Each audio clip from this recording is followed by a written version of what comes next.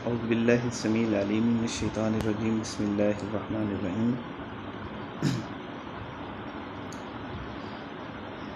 آج ہم اس سبق کے اندر جو احکام بیان کیے گئے ہیں ان کے حوالے سے پڑھیں گے، یعنی اس کی تفسیر کا مطالعہ کریں گے۔ اللہ تعالیٰ نے مومنوں کو حکم دیا ہے کہ جو میرے دشمن ہیں اور تمہارے بھی دشمن ہیں انہیں اپنا دوست مت بناؤ۔ تم انہیں دوستی کے پیغام چھپا چھپا کر بھیجتے ہو، حالانکہ انہوں نے اس چیز کا انکار کیا جو تمہارے پاس دین حق سے آئی ہے۔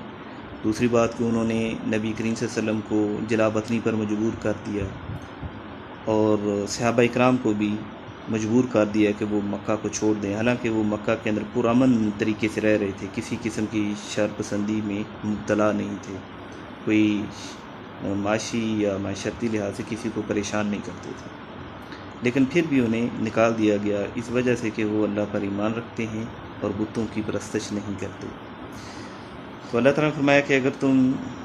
میرے راستے میں نکل پڑے ہو تو پھر تمہیں انہیں دوستی کے پیغام نہیں بھیجنے چاہیے، پھر چاہے تم کوئی عمل چھپا کے کرو یا ظاہری طور پہ کرو، اللہ ان کو جانتا ہے، اور جو کوئی ایسا کرے گا اللہ تعالیٰ کے ہاں وہ سیدھے راستے سے پھٹک گیا۔ پھر اگلی بات یہ بتائی کہ اگر تم تو انہیں پیغام بھیجتے ہو دوستی کے، لیکن اگر وہ تم پر قابو پا لیں تو پھر وہ کیا کریں گے؟ تمہارے دشمن بن جائیں گے، تمہارے اوپر اپنی زبانیں بھی چلائیں گے، ہاتھ بھی بڑھائیں گے، اور تمہاری عزت، جان، مال، ہر چیز لوٹ لیں گے، اور ان کی کوشش ہوگی کہ تم کسی طرح دوبارہ کفر پر لوٹ آؤ، اتنا تمہیں پریشان اور تنگ کر دیں گے۔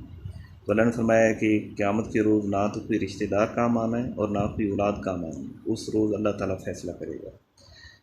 ان کے پس منظر میں جو واقعہ ہے وہ یہ ہے کہ ایک صحابی تھے حضرت حاتب بن ابی بلتہ، انہوں نے پوشیدہ ایک خط لکھا اور مکہ سے ایک عورت آئی ہوئی تھی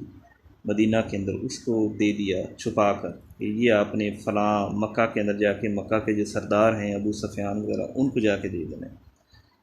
اور ان کا نظریہ یہ تھا کہ میرے چونکہ والدین بیوی بچے وہاں پہ ہیں تو یہ لوگ ان کے ساتھ اچھا سلوک کریں گے۔ اس خط کے اندر انہوں نے یہ اطلاع دی کہ نبی کریم صلی اللہ علیہ وسلم صحابہ کرام کے ساتھ مل کر مکہ پر چڑھائی کرنا چاہتے ہیں، یعنی حملہ کرنا چاہتے ہیں، تو محتاط ہو جائے۔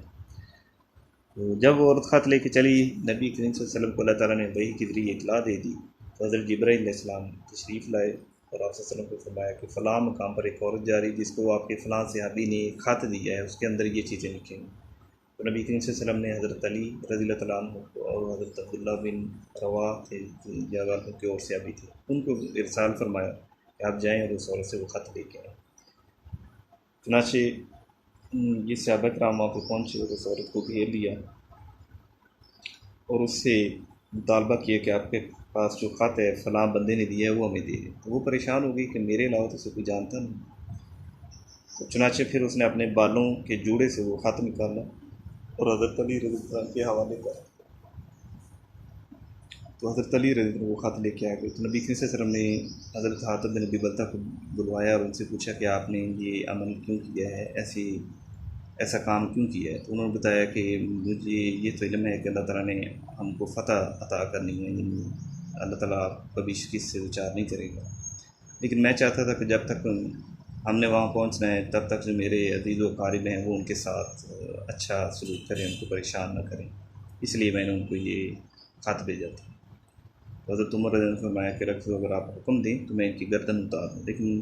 اللہ تعالیٰ نے نبی کریم صلی اللہ علیہ وسلم نے انہیں منع فرمایا کہ اور انہیں معاف کر دیا۔ یہ تھا اس سبق کا خلاصہ، وہ اپنی یاد کر رہا ہے۔ اللہ حافظ۔